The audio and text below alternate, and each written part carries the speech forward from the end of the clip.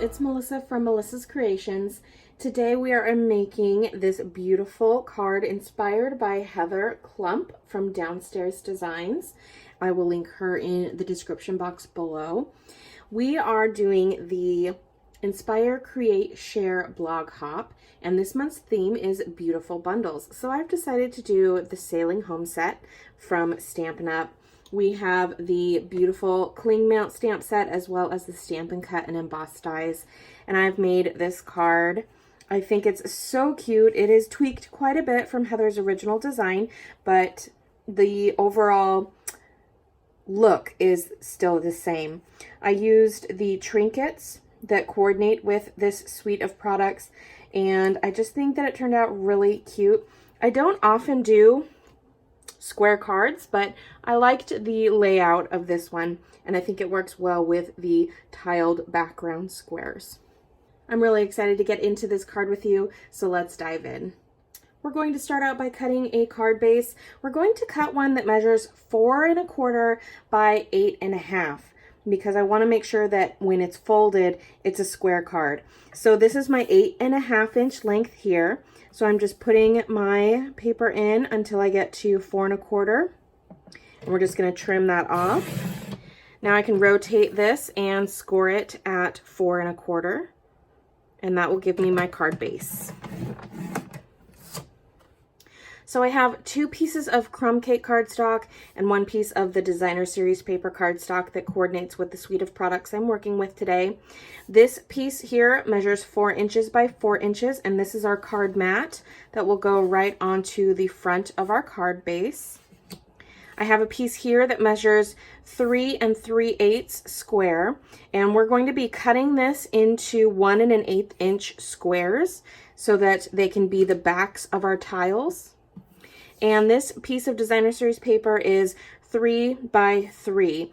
And I wanted to work with a square instead of strips, because when you have a square like this, you can make sure that when you cut out your 1 inch pieces, you keep it together and it looks like a puzzle. The background is more cohesive. So I'm working from a square instead of just cutting 1 inch strips. We're going to start by cutting the 1 inch squares from our designer series paper. So I'm just going to put it in at 1 inch and then rotate that and cut 1 inch squares. You want to be careful of the placement. So when you do cut this apart, make sure that you keep it in the order that it needs to be so that you don't have to recreate this puzzle. You can just easily put it together.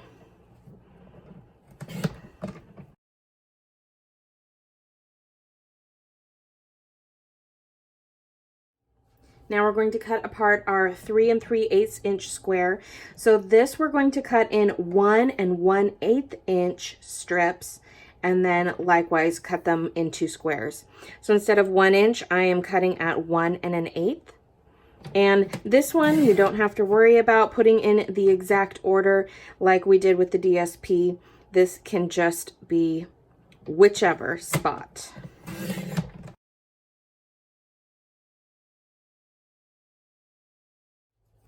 I do have another scrap piece of crumb cake cardstock, and I want to tear a little bit of this so that it gives us that sandy border on the bottom of these pieces here. And we're just covering our DSP squares, which are 1 inch wide. So I just need to cut a piece that measures 3 inches.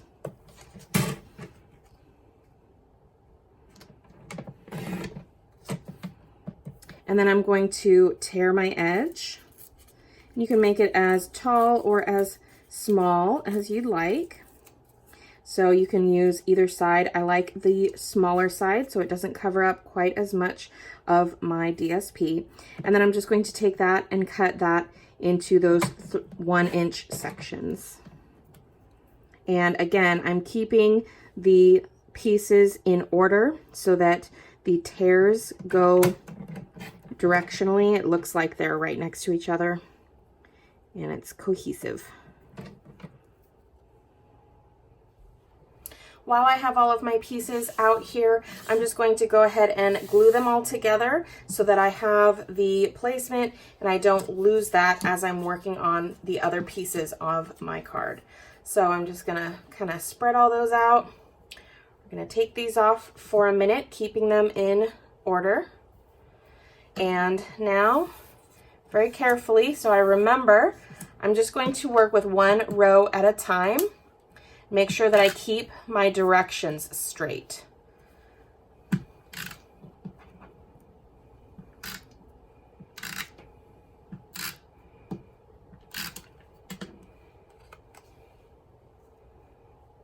It's not too big of a deal if you do accidentally get one of them glued down the wrong direction, because you can still change it at this point. You can still turn these squares if you need to.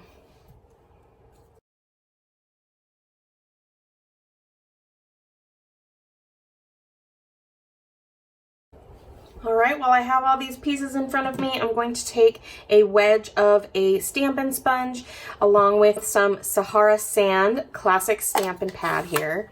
And I'm just going to sponge the edges of each of those pieces. And again, just remember the placement so that you don't have to think too hard when you put your puzzle back together.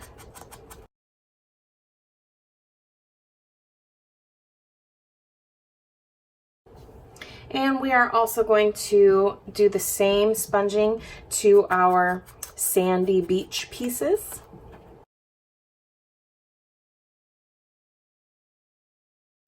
And while I have those pieces here, I'm just going to go ahead and adhere those down as well.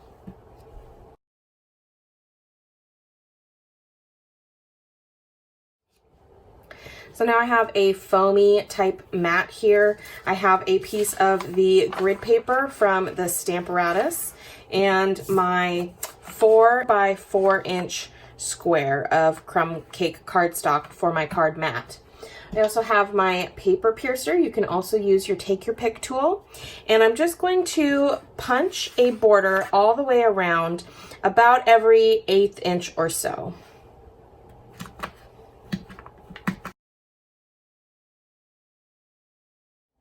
And I'm going to distress the edges on that piece. And starting with my corner pieces, I'm going to go ahead and get those glued down to this, and then that will give me a good placement to put the rest of my pieces down.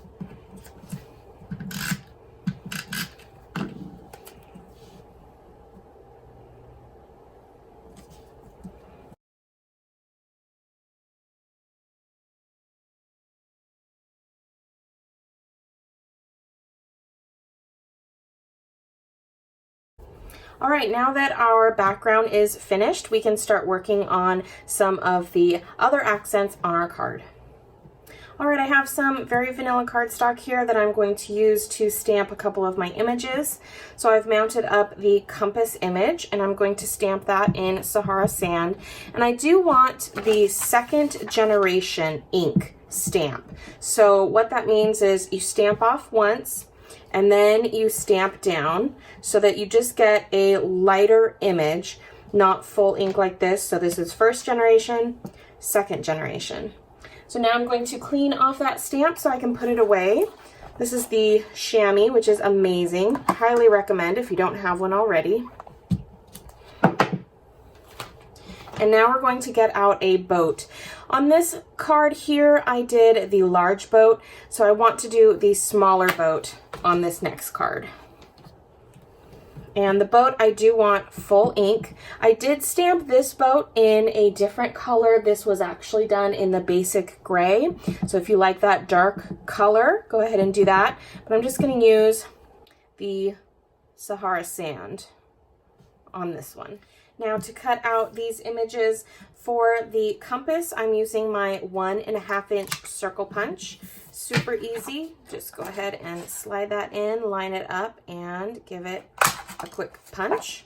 And we're going to get out the Stampin' Cut and Emboss dies to cut out our small boat.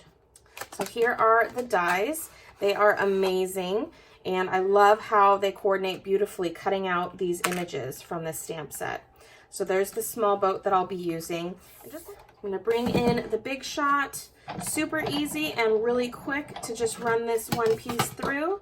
I'm using my magnetic platform, a cutting plate, my cardstock. Put the die right on top of that.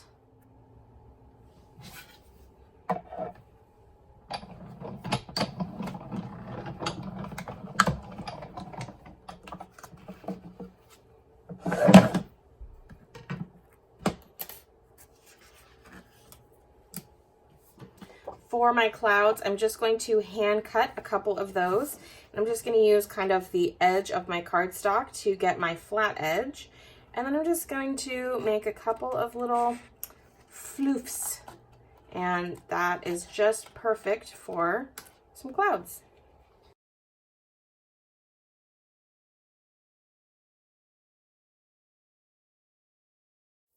And one more time with our Stampin' Pad and our sponge, we're going to distress all those pieces.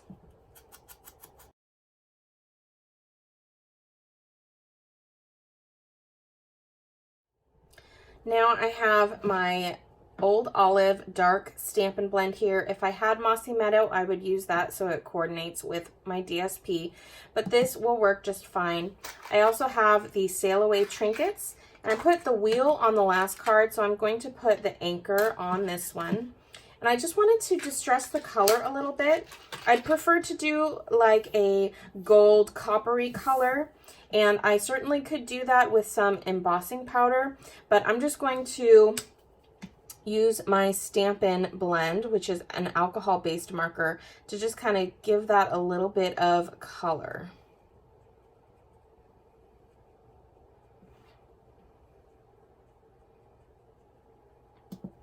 And don't forget the edges. And now I'm going to take some of our Nature's Twine and cut a small piece of that off so that I can put it through the hole on the anchor.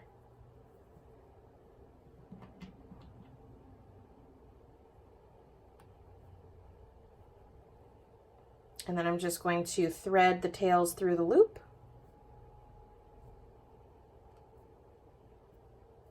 Just like that. And we'll trim off the tails.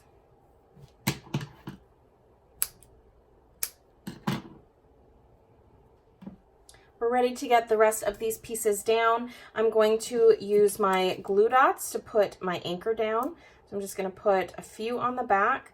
And because I have that twine there, it's going to lift up the top of the anchor slightly. So I want to make sure that I kind of double or even triple up my glue dots at the top there so that it sticks really well.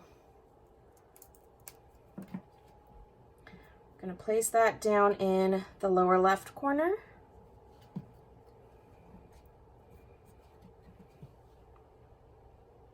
And we're going to pop up our moon compass. That's kind of what it is. It's a little moon compass guy. So we're going to pop him up with some dimensionals.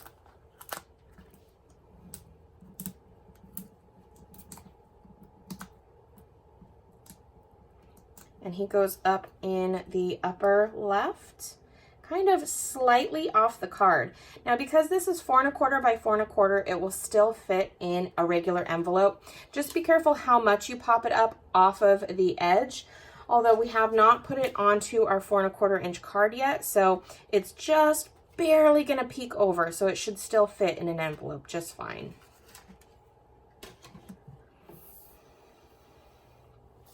I'm going to put down my long skinny cloud with a glue dot.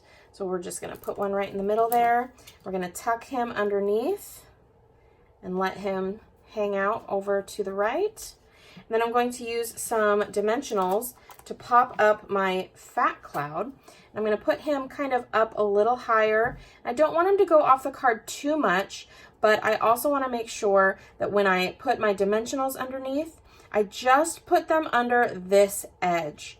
Similarly, you could just use some snail and glue it straight to the compass here, but I just like how it's going to give me a little bit more of a free flow when I pop it up. So I'm going to put my dimensionals on this corner, and I'm actually going to double them up so that it gives me a little bit more dimension.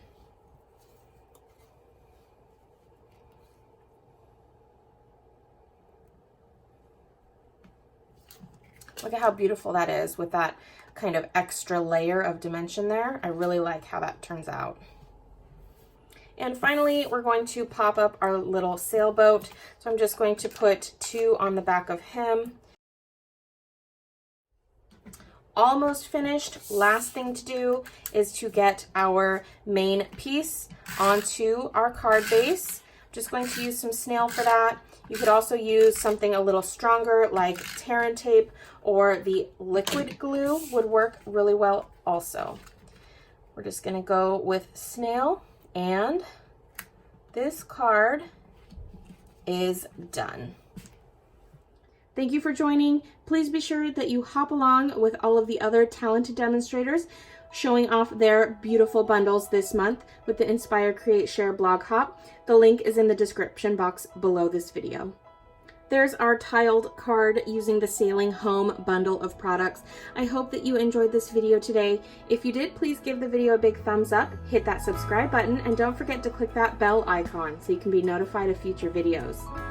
You can find me on the web at MKre8tions.com and on Facebook at facebook.com/MKre8tions.